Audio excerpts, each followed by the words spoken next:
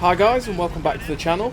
Today is the day we're going to do the giveaway. Well, I say do the giveaway. Just bear with me. So, we've got two things to give away. One is 30 days of premium, and two is a Warlord Panther. I have to say thank you very, very much to Minto Vimto for giving us these codes to celebrate 100 subs.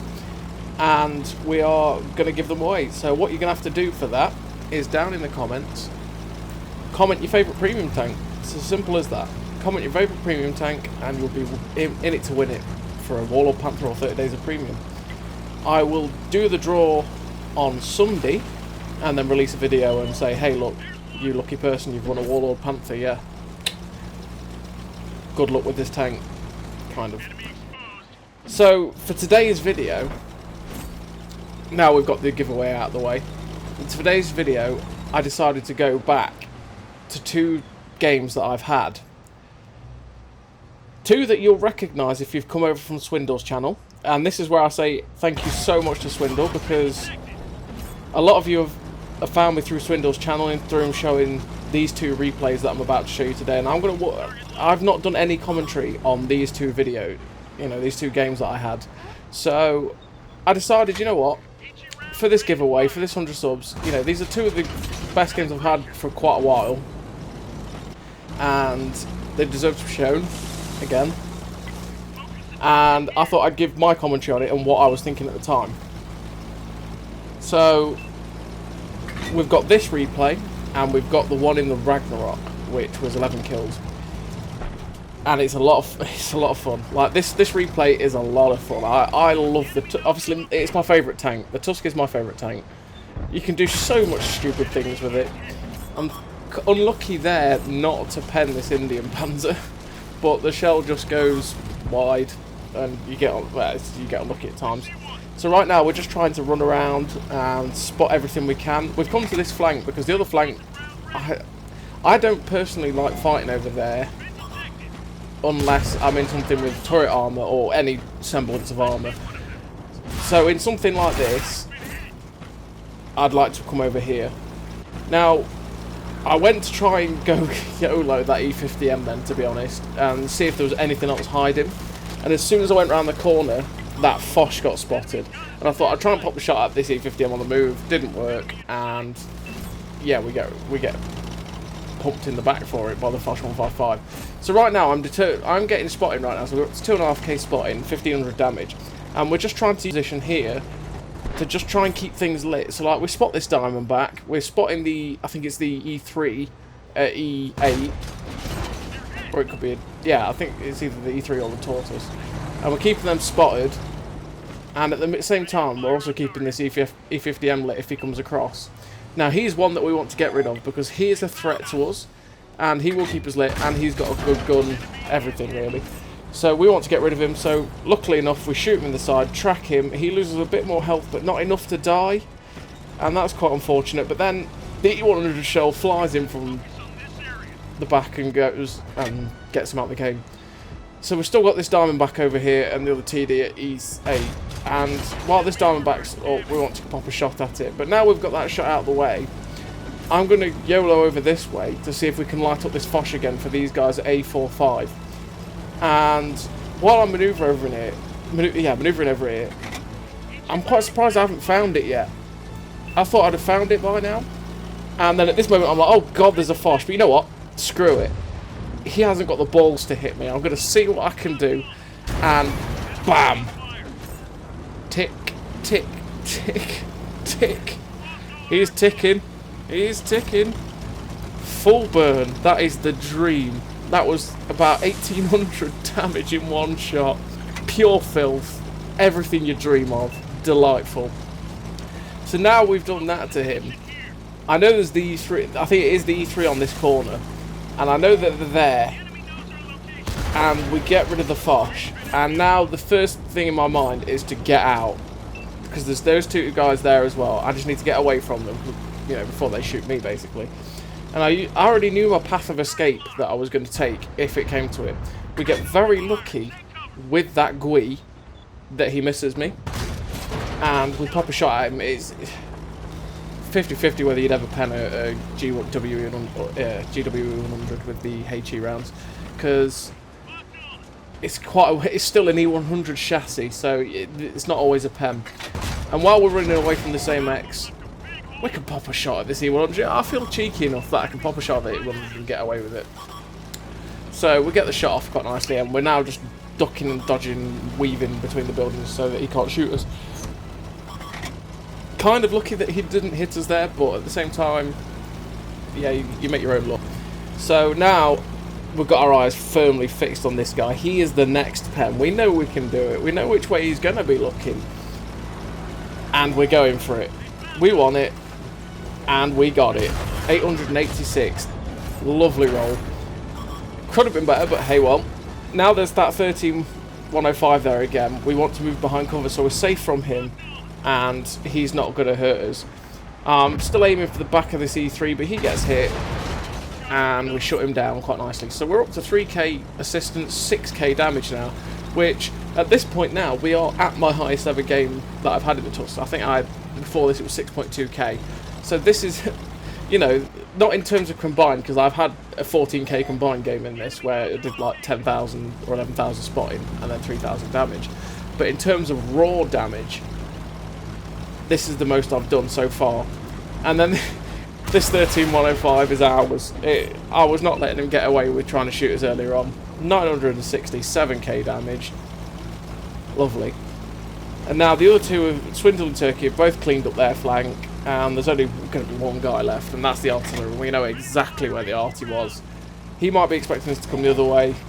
And indeed he is. He's facing the wrong way, and we shut him down. And just like that, 7.4k damage, 3k assistance. My best ever game in the Tusk. I love the tank so much. It's so much fun to play. Just having that mobile, low-to-the-ground derp gun, there's so many things you can pen. There's sometimes meme shots as well that just fly in and you sit there scratching your head thinking, how on earth did I pen that? What? Okay, sure. I'll move on from that. So in that, we've got a high caliber, ace tanker, sniper in a derp gun, a Confederate medal, and yeah, 10.3k combined. Like I say, this is my best ever game. I think right now is Turkey's telling me to go for a shower, and I'm just like, yep, I'm out. See you later. Bye. Okay, that happened. Goddamn, bye. And yeah, we're back. 15 shots, 14 hits. That is very, very rare for this derp gun. I mean, that's not going to happen every time. But again, at the same time, we were doing fully aimed shots for the most part, and we were pretty close to the targets most of the time as well. So, you know, fair's fair for that sniper. And we did a lot of hurt. 2 shots to that Foch for 1850, for which most of his health was 1800 damage in one shot. And that's probably the best thing I've done in the Tusk in terms of pens and damage. Now, we're on to the next replay. And this is one of those games where you don't often think... You know, you see the screenshots, okay, basically. You see the screenshots of a game like this, and you think, nah, I'm never going to have a game like that.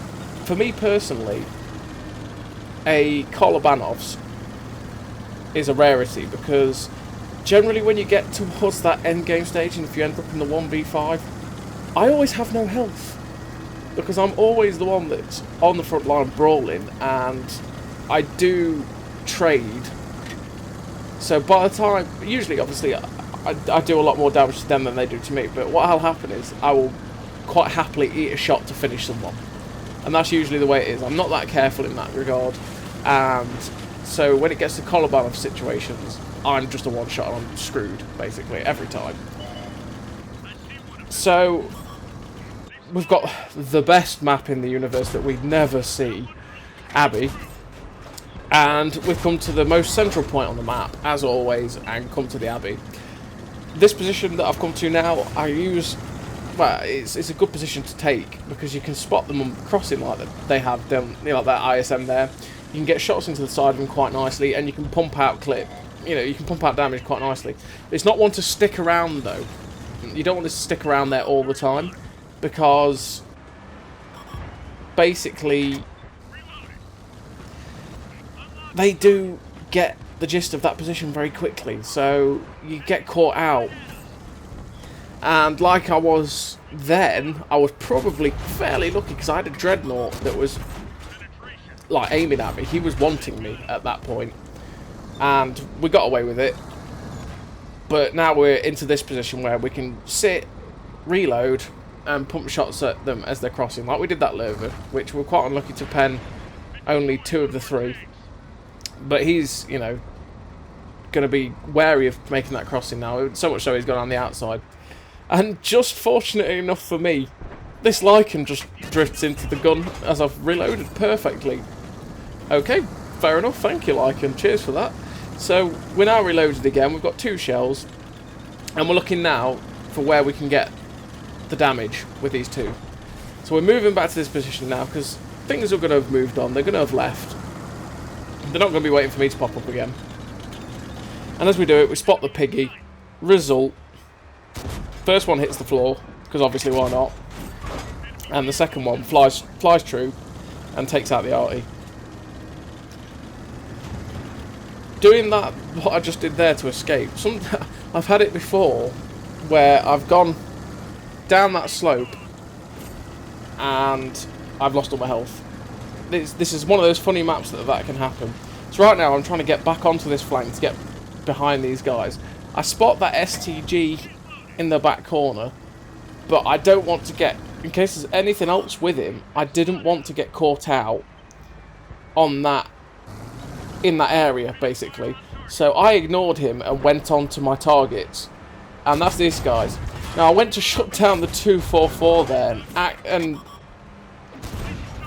I'd say probably unluckily shot the lurver. Now you could say unluckily, it's a pen of damage that you didn't mean. Well, it's unlucky to me because number one, I woke up the lurver before it was time. He realised that I was there and has just decided to turn around and come and get me. And number two, that 244 was able to get a shot into me. So right now we're trying to get rid of the lurver, we spot him up, he tries to snap the shot at me on the move, and he misses. So now we know we've got the time, we've got the shells, put them into his lower plate and get rid of him. The Tiger 2 over there is fighting our guys, they're crushing him quite nicely. And now my attention's turned to other ways. I'm reloading right now, I'm thinking, can I get to that Tiger 2? Nah, he's going to die, and he does. So I'm thinking, you know what, I spotted something in base. We've got our guy in the base over there as well. I'm going to go try and help out over there and see what we can do. So I'll move down this 8 line and into the base. And I just want to help out because at the minute, we've got 2 up top near our base. We've got the arty that's still alive. There's a TD at B5. Sure, they've got a lot of heavy tanks moving, but I'm, at this point in time, I'm confident in my team that they will shut him down. And we've got this SDG here to get rid of. We're looking at popping the shot, but there's no point testing that. We want to move up, try and get the shots at him, and of course, auto aim. Try and auto aim the first one, hit a bump, shot goes into the air because why not? And the STG kills our back chat, unfortunately, and right now he's now angling for that shot on me. And I'm just trying to be fair, the reason I'm running this line so tight to that edge is I was baiting that shot. But I don't know why I thought that would be a good idea, because I wasn't even, like, reloaded. I wasn't going to be anywhere near reloaded to beat his reload. And so, obviously, I'll take a hit from him, swivel round him, and pop the shot into his side again to kill him. We're up to 5 kills now, and we're reloading. I'm looking at how this is going, and we've got 1 heavy up the top now, where their tanks looked like they were steaming out, and like they've just got someone in the cap. So I want to get back to this middle position around E7 to basically get shots out at the cap. I want to get the covering shots quite nicely, and from that position I can do it. So there's 1 spot in the cap right now. There's a TD and a heavy up there still. This Black Prince is manoeuvring away. It's the Egalite in the cap, he's going to be a nuisance later on. And there's a KV3. So right now, like I say, I'm looking for that position. I'm looking for that shots that I can get at them. And from up here, I can get the shots nicely across the cap. And hopefully, other things will drift into view. So I get up here, And just as I get there, the KV-3 basically jumps down onto our IKV and kills him. Trying to get shots at this Egalite, but I can't quite get shots at him. And there's a stockade rolling up there. I'm thinking, maybe I can get that. So we're waiting for him, but then the KV-3 pops up. It's like, okay, I want to get rid of that. And quite nicely, he just wanders into my trap and gets shut down. So with that, it's a 2v5 now, and I'm at that point, it's a pinch point now. I've got 3 shells left in the clip. And like you might have seen in my Ragnarok third mark video, where I ran out of shells from reloading too soon, I didn't want to do that in this situation. And to be fair, at this point, I didn't think I was in a 5v1. I didn't even think about that. It happened too quickly to consider. But my only way to get rid of this UDES is to ram him. That is the only way I would have clipped him out. So I had to do it. We're in basically a perilous situation where at this point I'm thinking there's no chance of winning. I just want to get the kills. I want to pump out as much as I can before I go down. So we shut down the UDES, and I'm thinking there's an Egalite hot on my tail. I need to get out of here. Pure luck that I bounced the stockade. Pure luck. That shouldn't have bounced. I don't know how that happened, but it did. And now I'm still thinking there's an Egalite, but I've got enough time to shut down this stockade because he will become a problem. And we try and auto him the first shell, muck it up. He misses his shell, and he seems to be reloading because he doesn't take the shell anymore. The shot, sorry. And we shut him down. I'm thinking of going for this Dreadnought, but like I say, that Egalite, in the back of my mind right now, that Egalite is charging at me down the 8 line. I know he is within range of killing through my clip, but I'm a one-shot to him, so I don't want to take it. So I'm sticking as close to this right-hand side as possible so that he doesn't spot me as he's down. Like, I know this, it's that kind of situation where I know this Dreadnought will know where I'm going, but I have to take the chance. I have to chance it. There's probably 1 or 2 other options, but at this point I'm thinking I've got to chance it. I'll get lucky with the RBRT hitting him. The Dreadnought misses, so I know I can slow down, make sure it goes in. It does. And we've got 1 left for this ISM. He's stopped, delightfully throw it through his stock turret, because it's only 100mm of armour on the stock ISM turret. So you can easily pen it, and you can get rid of it. So now, we've reduced the 1v5 into a 1v1. And like I said earlier, I know I can clip this Egalite. It is going to take all 3 shots in the clip. But he is also going to be able to one-shot me. So at first I was thinking I'll charge down the 1 line and possibly flank round. But I decided against that and think the middle is the best place to take. It's the place I can spot all round. And if he decides to try and, come round on me, I'm alright. And then we spot him. So great. We try and pop a shot. Again, we don't want to hang around. So we pop a shot and then I get into this bit of cover here. I know how inaccurate his gun is. And I know how hard that shot would be to hit for him. So I wanted to try and get a shell in. So he's on as low as health as possible. So that I don't have to sit around dropping all 3 shells. Because the less I have to sit and wait to shoot into him, the better.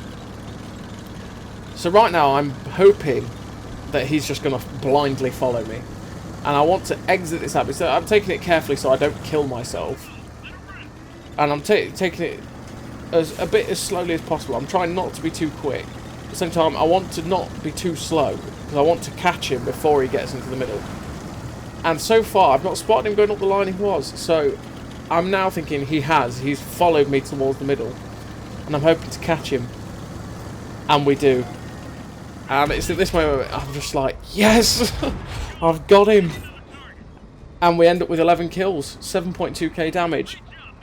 Like I say, it's one of those games that you sit there and you think, did that just happen? Did I just have that game? Did that happen? I think it did. We end up with 196,000 credits, because obviously the Ragnarok is an absolutely amazing credit maker. We get the High Caliber, Ace Tanker, Top Gun, Devastator, Pools Medal, Kolobanovs. what more can I say? Like I say, that game was ridiculous, and I never thought that I'd have that type of game, to be honest. And it was so much fun to do. That's why I love the Ragnarok. It's a lot of fun to play, and you can do some ridiculous things with it.